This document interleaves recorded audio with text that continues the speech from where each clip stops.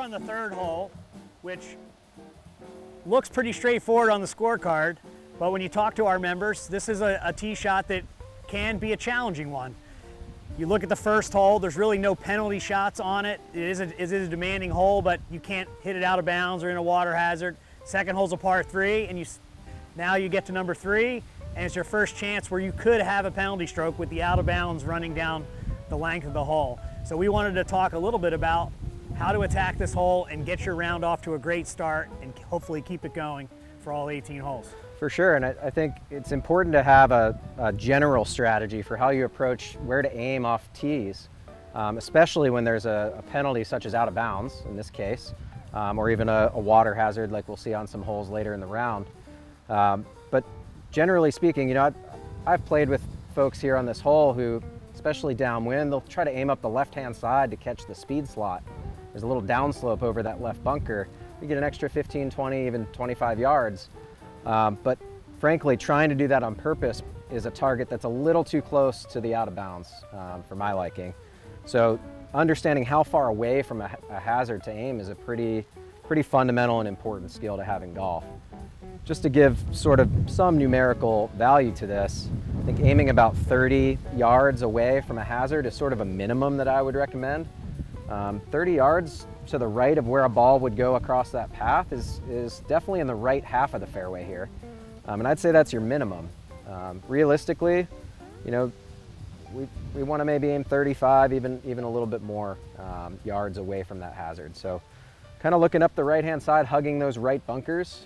Might seem obvious to some, but just being disciplined in that target is a really important skill and might help ease some anxiety where if you do pull it, you're still in play.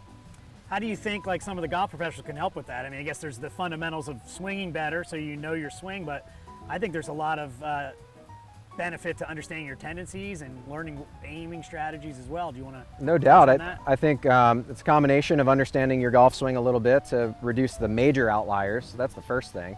And then once you are aiming appropriately, like you said, understanding your tendencies, we can use TrackMan, again, in our lessons to track your dispersion pattern, meaning if you hit 100 shots or maybe it's just 15 or 20 on TrackMan, you can see how far right or left of your target all those shots end up.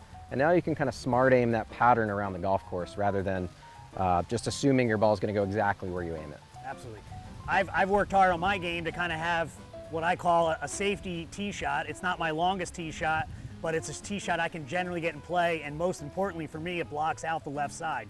So this hole from the silver tees is around 400 yards. For some members, that might need their longest tee shot on this hole, but for other members, you just need to get one in play. And so I'm going to hit a shot with my kind of get it in play. I tend to tee the ball a little lower for this shot. It makes it harder for the ball to curve left and really just take advantage of the fact that I do have a lot of room to the right where I'm not going to have a penalty shot and keep myself, quote unquote, in play with a chance to at least make a par. So I like to tee it up on the right side of the tee box, aim kind of down the middle of the fairway, and with my anti-left kind of swing, work the ball down to the right side of the fairway. Grip down on the driver a bit too, just for a little extra control. Again, not trying to hit the longest drive of the day, just get one in play. Beauty. Mission accomplished, right down the middle. Perfect.